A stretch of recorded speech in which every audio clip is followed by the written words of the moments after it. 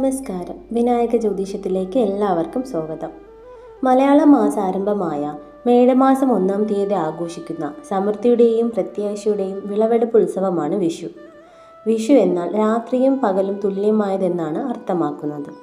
നരകാസുരനെ ഭഗവാൻ ശ്രീകൃഷ്ണൻ വധിച്ച ദിവസമാണ് വിഷു എന്നാണ് ഒരു ഐതിഹ്യം. എന്നാൽ രാവണനെ ശ്രീരാമ ഭഗവാൻ വധിച്ചതിനു ശേഷം സൂര്യഭഗവാൻ ആദ്യമായി കിഴക്ക് ഉദിച്ച ദിവസമാണ് വിഷു ആയി ആഘോഷിക്കുന്നതെന്ന് മറ്റൊരു ഐതിഹ്യം കൂടി നിലവിലുണ്ട്. നമുക്കിന്ന് ഈ വീഡിയോയിലൂടെ വിഷുക്കണി എങ്ങനെയാണ് ഒരുക്കേണ്ടതെന്നും വിഷുക്കണി ഒരുക്കുമ്പോൾ എന്തൊക്കെ കാര്യങ്ങൾ ശ്രദ്ധിക്കണമെന്ന് നമുക്ക് ഈ വീഡിയോയിലൂടെ നോക്കാം. നമുക്ക് ആദ്യമായിട്ട് കണി കാണേണ്ട കൃത്യമായ സമയം നോക്കാം. ഈ 2026 ഏപ്രിലിൽ വിഷു ആഘോഷിക്കുമ്പോൾ അല്ലെങ്കിൽ വിഷു കണി കാണുന്ന സമയം, കൃത്യമായ സമയം ബ്രഹ്മമുഹൂർത്തത്തിൽ 4:40 മുതൽ 6:10 വരെയുള്ള സമയം ഉത്തമമാണ്. തീർച്ചയായും കണി കാണുന്നവർ ബ്രഹ്മമുഹൂർത്തത്തിൽ തന്നെ വിഷു കണി കാണണം. അത് വളരെ ഇമ്പോർട്ടൻ്റ് ആയിട്ടുള്ള കാര്യമാണ്.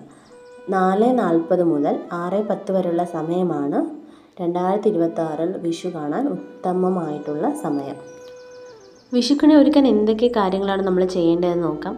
തലേ ദിവസം തന്നെ മഞ്ഞൾ ജലം തളിച്ച് വീടൊക്കെ ശുദ്ധമാക്കിയിരിക്കണം. അതുപോലെ ഭഗവാന്റെ വിഗ്രഹം പൊട്ടിയതായിരിക്കാൻ പാടില്ല. ശ്രീകൃഷ്ണ ഭഗവാന്റെ വിഗ്രഹമാണ് നമ്മൾ വിഷുക്കണിയിൽ വയ്ക്കുന്നത്. അപ്പോൾ പൊട്ടിയ വിഗ്രഹം നമ്മൾ ഒരിക്കലും ഉപയോഗിക്കരുത്. അത് അങ്ങനെ ആണെങ്കിൽ അത് നമ്മൾ മാറ്റിയിരിക്കണം. നിലത്ത് കണിയൊരുക്കുന്നവരുണ്ടായിരിക്കും. നിലത്ത് കണിയൊരുക്കുന്നവർ പ്രത്യേകം ശ്രദ്ധിക്കുക. നിലത്ത് കണിയൊരുക്കുന്നതിനേക്കാളും ഏറ്റവും ഉത്തമം ഉയർന്ന പീഠത്തിലോ ടേബിളിലോ കണിയൊരുക്കുന്നതാണ്. അങ്ങനെ സാധിക്കാത്തവരാണെങ്കിൽ മാത്രം നിലത്ത് കണിയൊരുക്കിയാൽ മതി. നിലത്ത് കണിയൊരുക്കുന്നവരാണെങ്കിൽ നിലം നന്നായിട്ട് വൃത്തിയാക്കിയിരിക്കണം, ശുദ്ധമാക്കിയിരിക്കണം. അതുപോലെ തന്നെ ഒരു പായ വിരിച്ച് പായയിൽ കോടിമുണ്ട് വിരിച്ചതിന് ശേഷം അതിൽ വേണം നമ്മൾ കണി ഒരുക്കാൻ. ഏറ്റവും ഉത്തമമായിട്ടുള്ളത് ഉയർന്ന പീഠത്തിലോ ടേബിളിലോ കണിയൊരുക്കുന്നത് തന്നെയാണ്. അങ്ങനെ സാധിക്കാത്തവർ മാത്രം നിലത്ത് കണിയൊരുക്കാൻ ശ്രമിച്ചാൽ മതി. ഇനി ടേബിളിൽ കണിയൊരുക്കുമ്പോൾ ടേബിളിന് മുകളിലായിട്ട് ആദ്യമായിട്ട് ഒരു കോടി വസ്ത്രം വിരിക്കുക, അല്ലെങ്കിൽ അലക്കിയ വസ്ത്രമായാലും മതി. അതിന് മുകളിൽ ആദ്യമായിട്ട് ഭഗവാന്റെ വിഗ്രഹമാണ് വയ്ക്കേണ്ടത്. ഭഗവാന്റെ വിഗ്രഹം വച്ചതിന് ശേഷം അത് മാല ചാർത്തി കൊടുക്കണം. വിഗ്രഹത്തിൽ മാല ചാർത്തുമ്പോൾ മുല്ലപ്പൂ മാലയോ തെച്ചി മാലയോ അല്ലെങ്കിൽ തുളസി മാലയോ ഒക്കെ നിങ്ങൾക്ക് ചാർത്താവുന്നതാണ്. നിങ്ങൾക്ക് ഏത് മാലയാണോ ചാർത്താൻ സാധിക്കുന്നത് ആ മാല ചാർത്തി കൊടുക്കുക. അതിനുശേഷം സ്വർണ്ണപ്പട്ട് ചാർത്തി അലങ്കരിക്കണം ഭഗവാനെ. സ്വർണ്ണപ്പട്ട് ചാർത്താം. അതിനുശേഷമായിട്ട് കണിക്കൊന്ന പൂക്കൾ, ഭഗവാന്റെ പൊന്നരഞ്ഞാണം എന്നാണ് കണിക്കൊന്ന പൂക്കൾ അറിയപ്പെടുന്നത്. അപ്പോൾ കണിക്കൊന്ന പൂക്കൾ കൊണ്ട് ഭഗവാനെ അലങ്കരിച്ചിരിക്കണം. കണിക്കൊന്ന പൂക്കൾ എടുക്കുമ്പോൾ പ്രത്യേകിച്ച് സന്ധ്യയ്ക്ക് മുമ്പായിട്ട് പൂക്കൾ എടുക്കാനായിട്ട് ശ്രമിക്കുക. സന്ധ്യ കഴിഞ്ഞാൽ കണിക്കൊന്ന പൂക്കൾ അടർത്തി എടുക്കാൻ പാടുള്ളതല്ല. അത് പ്രത്യേകം ശ്രദ്ധിച്ചിരിക്കണം. ഇനി അടുത്തതായിട്ട് വിഷുക്കണി ഒരുക്കുമ്പോൾ നമ്മൾ ഭഗവാൻ ശ്രീകൃഷ്ണൻ്റെ അടുത്തായിട്ട് വയ്ക്കേണ്ടത് ഓട്ടുരുളിയാണ്. ഓട്ടുരുളി ഇല്ലാത്തവരാണെങ്കിൽ ബ്രാസിൻ്റെ ഉരുളിയോ അല്ലെങ്കിൽ തട്ടത്തിലോ ഒക്കെ വയ്ക്കാവുന്നതാണ്. കഴിവതും ഓട്ടുരുളിയിൽ തന്നെ വയ്ക്കാൻ നിങ്ങൾ ശ്രമിക്കണം. ഓട്ടുരുളി വയ്ക്കുന്നതാണ് ഏറ്റവും ഉത്തമമായിട്ടുള്ളത്. ഓട്ടുരുളി വച്ചതിന് ശേഷം അതിനകത്ത് അരിയോ പച്ചരി നെല്ല് ഇവ മൂന്നും ഒരുമിച്ചോ അല്ലെങ്കിൽ ഏതെങ്കിലും ഒന്നായിട്ടോ നിങ്ങൾക്ക് വയ്ക്കാവുന്നതാണ്. അത് വെച്ചതിന് ശേഷം ആദ്യമായിട്ട് വയ്ക്കേണ്ടത് കണിവെള്ളരിയാണ്. കണിവെള്ളരി തിരഞ്ഞെടുക്കുമ്പോൾ സ്വർണ്ണ നിറത്തിലുള്ള നോക്കി തിരഞ്ഞെടുക്കാൻ ശ്രമിക്കുക. കണിവെള്ളരി വച്ചതിന് ശേഷം കൈതച്ചക്ക, ചക്ക, ഫലവർഗ്ഗങ്ങൾ, പച്ചക്കറി ഇവയെല്ലാം ഒറ്റ സംഖ്യയിൽ വയ്ക്കാവുന്നതാണ്. ഓട്ടുരുളിയിൽ കദളിപ്പഴം വയ്ക്കാവുന്നതാണ്. കദളിപ്പഴം വയ്ക്കുമ്പോൾ ഒരു പടലയായിട്ട് വയ്ക്കാൻ ശ്രമിക്കുക. അതുപോലെ പച്ചമാങ്ങ വയ്ക്കാവുന്നതാണ്. പച്ചമാങ്ങ വയ്ക്കുമ്പോൾ ഇലയോടുകൂടി വയ്ക്കാനാണ് പ്രത്യേകം ശ്രദ്ധിക്കുക. ഇലയായിട്ട് കിട്ടിയില്ലെങ്കിലും സാരമില്ല. എന്നാലും ഏറ്റവും നല്ലത് പച്ചമാങ്ങ ഇലയോടുകൂടി വയ്ക്കുന്നത് തന്നെയാണ്. മാമ്പഴം വയ്ക്കുന്നത് സുബ്രഹ്മണ്യ സ്വാമിക്ക് വേണ്ടിയാണ്.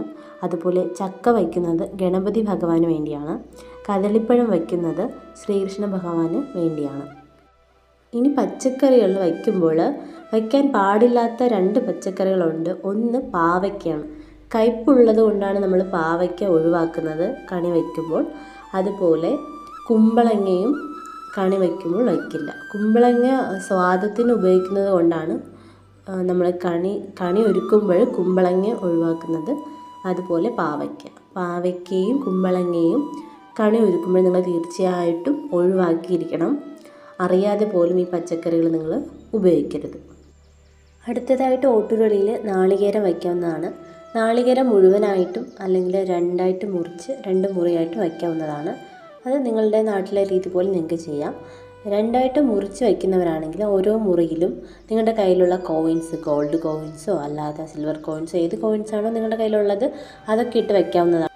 അടുത്തതായിട്ട് ഉരുളിയിൽ ഒരു വാൽക്കണ്ണാടിയും തിരിയുടയാടയും വയ്ക്കണം.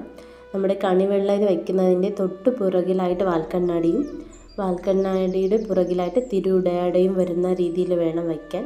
കണ്ണാടി വയ്ക്കുന്നതിന് നമ്മൾ കണി കാണുന്ന സമയത്ത് നമ്മുടെ മുഖം ആ കണ്ണാടിയിൽ കണ്ട് പ്രതിഫലിക്കാൻ വേണ്ടിയിട്ടാണ്. പിന്നെ തിരിയുടയാട വയ്ക്കുന്നത് അത് ഭഗവതിയുടെ വസ്ത്രമായിട്ടാണ് തിരിയുടയാടയെ സങ്കല്പിക്കുന്നത്. അങ്ങനെയാണ് തിരിയുടയാട വയ്ക്കുന്നത്. ഉരുളിയിൽ കണിവെള്ളരിക്ക വയ്ക്കുന്ന സമയത്ത് നമ്മൾ കണി കാണുന്ന സമയം ആദ്യം കാണുന്ന രീതിയിൽ വേണം വെള്ളരിക്ക വയ്ക്കാൻ. അത് പ്രത്യേകം ശ്രദ്ധിക്കണം. എല്ലാം ഇത്രയും വെച്ച് കഴിഞ്ഞാൽ നിങ്ങൾക്ക് ഉരുളി അലങ്കരിക്കണം. നമ്മുടെ കണിക്കൊന്ന പൂക്കൾ കൊണ്ട് അലങ്കരിച്ചിരിക്കണം. ഇനി അടുത്തതായിട്ട് നമുക്ക് വേണ്ടത് ഒരു ഗ്രന്ഥമാണ്. നിങ്ങളുടെ കയ്യിലുള്ള ഏത് ഗ്രന്ഥമാണോ അത് വയ്ക്കാം. ഭാഗവതം വയ്ക്കാം, അല്ലെങ്കിൽ ഭഗവത്ഗീത വയ്ക്കാം. ഏത് ഗ്രന്ഥമാണോ നിങ്ങളുടെ കയ്യിലുള്ളത് അത് വയ്ക്കാം. ഗ്രന്ഥത്തിന് മുകളിൽ ഒരു കോടിമുണ്ട് വയ്ക്കാവുന്നതാണ്. അലക്കിയ വസ്ത്രം വയ്ക്കാം, ഇല്ലെങ്കിൽ കോടി വസ്ത്രവും വയ്ക്കാവുന്നതാണ്. വച്ചതിന് ശേഷം ഗ്രന്ഥം വയ്ക്കുന്നത് നമ്മൾ സരസ്വതി ദേവിയെ സങ്കല്പിച്ചിട്ടാണ്. അപ്പോൾ അതിന് മുകളിൽ ഒരു കോടി വസ്ത്രം വയ്ക്കുക. കോടി വസ്ത്രത്തിൽ ഒരു വെറ്റിലയും അടയ്ക്കയും വയ്ക്കാവുന്നതാണ്. അതുപോലെ നിങ്ങളുടെ കയ്യിലുള്ള ആഭരണങ്ങൾ, കോയിൻസുകൾ ഒക്കെ വയ്ക്കാം. പിന്നെ ഒരു കൺമഷിയും അതുപോലെ കുങ്കുമച്ചെപ്പും വയ്ക്കണം. കുങ്കുമച്ചെപ്പിനകത്ത് ഇട്ട് വയ്ക്കുക. അങ്ങനെ വേണം വയ്ക്കാൻ. അടുത്തതായിട്ട് ഒരു ചെറിയ പറയിൽ നെല്ലും ഇതിനടുത്തായിട്ട് വയ്ക്കാവുന്നതാണ്. പിന്നെ വെറ്റില വയ്ക്കുമ്പോൾ വെറ്റില വാടിപ്പോകാതെ നല്ല ഫ്രഷ് ആയിട്ടുള്ള വെറ്റില തന്നെ വയ്ക്കാനായിട്ട് ശ്രമിക്കണം. ഇനി അടുത്തതായിട്ട് ചെയ്യേണ്ടത് നിലവിളക്കിൽ എണ്ണ ഒഴിച്ച് 5 തിരിയിട്ട് ഭദ്രദീപമായിട്ടാണ് തെളിയിക്കേണ്ടത്. അതുകൊണ്ട് തന്നെ തലേ ദിവസം തന്നെ നിലവിളക്കിൽ 5 തിരിയിട്ട് എണ്ണ ഒഴിച്ച് വയ്ക്കുക. അടുത്ത് തന്നെ ഒരു കിണ്ടിയിൽ വെള്ളം നിറച്ച് വെള്ളപുഷ്പം ഇട്ട് വയ്ക്കണം.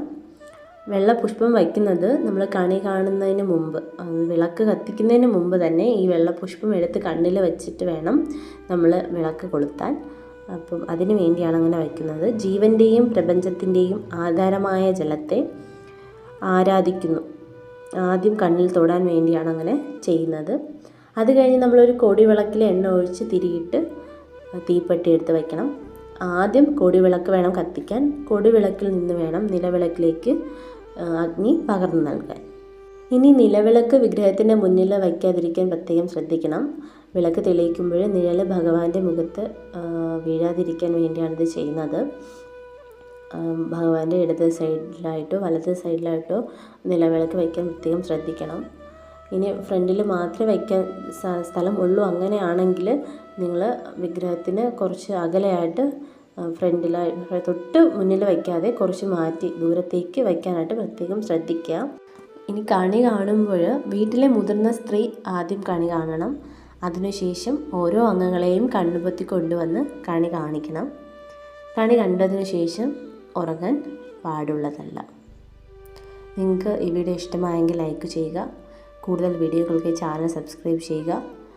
നിങ്ങൾക്ക് ജ്യോതിഷപരമായിട്ടുള്ള അറിവുകൾ പകർന്നു നൽകുന്നതിന് വേണ്ടിയുള്ളൊരു ചാനലാണിത്. നിങ്ങളുടെ ലൈക്കും സപ്പോർട്ടുമാണ് എൻ്റെ ചാനലിനെ വളർത്തിക്കൊണ്ട് വരുന്നത്. അപ്പോൾ നിങ്ങൾ തീർച്ചയായും നിങ്ങൾ സബ്സ്ക്രൈബ് ചെയ്യുക, ലൈക്ക് ചെയ്യുക. നിങ്ങളുടെ അഭിപ്രായങ്ങൾ കമൻ്റായിട്ട് രേഖപ്പെടുത്തുക. നന്ദി.